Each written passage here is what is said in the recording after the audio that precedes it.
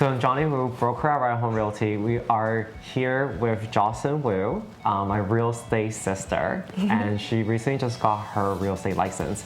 We're here today to talk about what happens after you get your license, after you finish all your exams from Humber, and what happens next. Do you interview brokerages? Do you register RICO? And how it all works. So welcome, Jocelyn. Hi, everyone. Well, tell us why you got into real estate and how it was like doing all the courses and where you are now. All right, so first question was why I got into real estate. I was always interested in, getting into this field. And then back in, almost 10 years ago, I used to work at this condominium sales office. Yeah. Yeah, and then, but I was too young at the time. And then I think back then, my superior, she was a little discouraging with, going into the field as young. So then I kind of waited. How young were you then? Like 21, 22 kind of, yeah. Okay. Yeah, so. You still look young today though. Oh, thank you. Kind of gave away my age, but okay. So what happened was I was doing yoga, I was teaching yoga, and I became a RMT, massage therapist. Wow. Yeah, and then, but then, with COVID and everything, I kind of want to plan, have like a long-term career kind of thing, because, these things, like the healthcare part, it always get affected by COVID. Yeah, basically, yeah. So then we want to protect our families too, right? How was registering for Humber like? Because I went through the ORIA. ORIA, yeah. So how was the registration? So first you gotta go on their website, and then you just gotta submit your application. I remember it was about $75. Oh, $75. Yeah, oh, and then you need to just show them your diploma, high school diploma, or your post-secondary education kind of thing.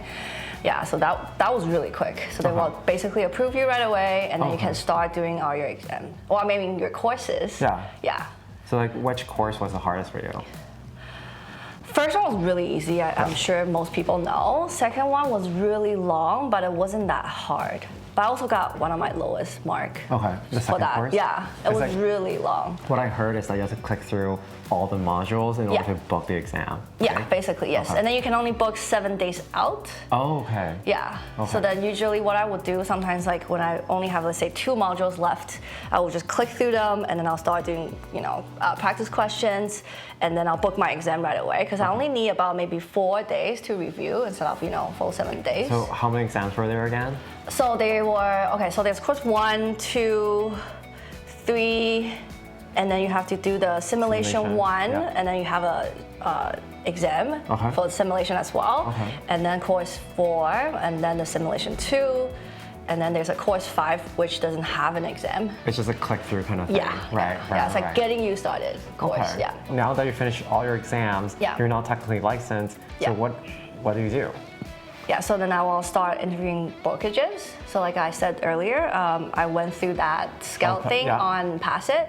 Yeah, so I talked to a bunch of brokerages. Yeah, but at the time I pretty much know that I didn't want to join a brokerage that's too big, or the brand is too big kind of thing. Because just starting out, I didn't want to commit so much for the monthly fees, all that stuff. Yeah, so then I kind of filter out like which brokerage by the fee structure. Yeah. How many brokerages did you interview at? In total, I gotta count actually. That's a lot. I think actually not that many, maybe like five or 6 roughly. Yeah. But I kind of skipped the big brand names. I was there with you. Yes. and then so then after you selected brokerage, did you then go to do the RICO stuff, or did you do it simultaneously? So the RICO stuff, you have to do it with the brokerage. So once you sign with them, and then you fill out the application for RICO, and they will send it to RICO on my behalf. Okay. Yeah. Okay. Yeah. Really? Yeah. That's so nice. Back in my day, I had to snail mail and fill out a form and actually mail it to. No, but they mailed it for me, but they still did it that way, like mailing it. But then right now I know that there's you can do online submission too. Yeah. I think there's an online there's like because of COVID, they don't really do that anymore. So like they just do an email thing now. Yeah. Yeah. Yeah, but then we didn't do email because my brokerage at the time they said by sending it in like a physical copy would be faster. Oh, really? Yeah. Oh, okay. Yeah, so I think. And then there's a police check. Yeah. Oh, yeah. Right. So I forgot to mention that. So the police check. I just used the website that was on the Rico. Website, yeah. So there was about, I want to say 60. Was it immediate? 55, yeah. Really? So like Okay. 10 minutes, and 10 then we'll minutes? send you the email. Okay. Yeah. I keep getting mixed reviews actually. Like I have people who actually did the commissionary's website Yeah. and then it didn't come right away. Oh, interesting. Okay. Yeah, it actually took like a week or something for What? it to I got get it right away, like 10 I minutes. thought so upstairs, too, yeah. because everything's online. After you finish all your courses, you have to interview a bunch of brokerages, Yeah. And then select the brokerage, then go to Rico and go through that process Yeah. with your brokerage. Yeah, I think Rico was close to $1,000. Okay. Yeah. It was Okay.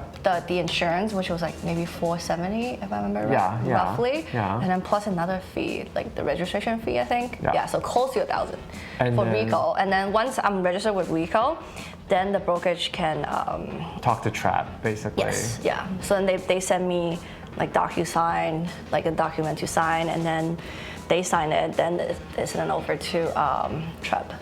So like Trap. Yeah. all in all, with Trap, the Rico fee, how much is it, roughly? Ooh, Trap was expensive. Yeah, Trap Trap was is $2,000. Yeah. Because it's initiation fee Yeah, and all that stuff, setup. yeah. But how long did it take for you to be fully licensed, right? Yeah. So from the moment that I started, the moment that I signed the Rico application Yeah.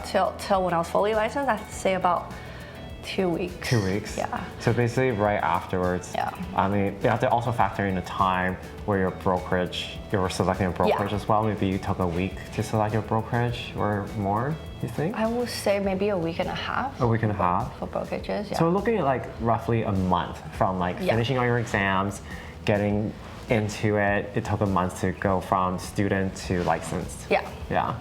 And now that you're fully licensed and practicing real estate, what do you think is one of your biggest challenge? Biggest challenge would be probably prospecting, I would say. Prospecting. I think that's Yeah. number one thing for Yeah. all realtors and Yeah, at any exactly. level, to be honest. Like we're always looking to, find clients and client acquisition. Yeah. But we are doing a amazing postcard campaign Yes.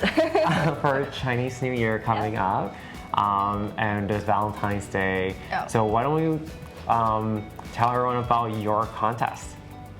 All right. So the area that I want to farm, it's they have What's a very, farming? Okay. Sorry, my bad. Okay, so I gotta explain what farming is first. Yeah. So to be honest, farming they briefly touched about it in the course, the real estate course. Oh, really? But they didn't talk too much Not about all my it. courses. I know, and then so then I also took the Ride at Home training briefly. Oh, okay. What was it called? Fast track. Fast track, yeah. Yeah, I Even think though they- you're not right at home, by the way. I know. I think they briefly talked about farming a little bit too, Mm-hmm. and then like hearing from like multiple sources, a lot of experienced realtors, they always suggest focus on 500 houses. Yeah. So you gotta Yeah. pick out your neighborhood. It's Or not the street or the condo Yeah. building. yeah, and then you kind of just focus on farming these 500 properties, right? Because of COVID, you can't like go door No, knocking. yeah, door You knocking. can't just go show up and Yeah. eat and dine out and get to know people. You kind of have to use other means, Yeah. right? Other So we're ways going of- old school. old school marketing. Yes. So you got 30 seconds to tell people about your the contest before we kind of end this video. Right, so okay. that everyone know. All right. So 30 seconds, very short. Right. All right. So. A timer right here. The area that I'm doing, it's very Chinese dominant, so then that's why I chose. I'm gonna be giving out 3 TNT supermarket gift cards, $50. Yeah. So, the campaign is more about just kind of text me, say hi, say. Well, Year of the Tiger? Yeah. So for Chinese New Year, it's they just have to text me Year of the Tiger. To receive To- this yeah. $50 gift card. To enter. 30 seconds on, and you're done. So, Oh, man. so be sure Thanks. to follow Jocelyn Be sure to Thanks. follow Jocelyn on Instagram and YouTube and anything on Facebook as well, and also Yeah. myself. So you can put the thing here. Woohoo. And if you like this video, give us a like and smash this like button. And also, if you have any questions, please do comment below and we'll answer them for you. Bye. that was funny. Weird. I'm sweating. Okay.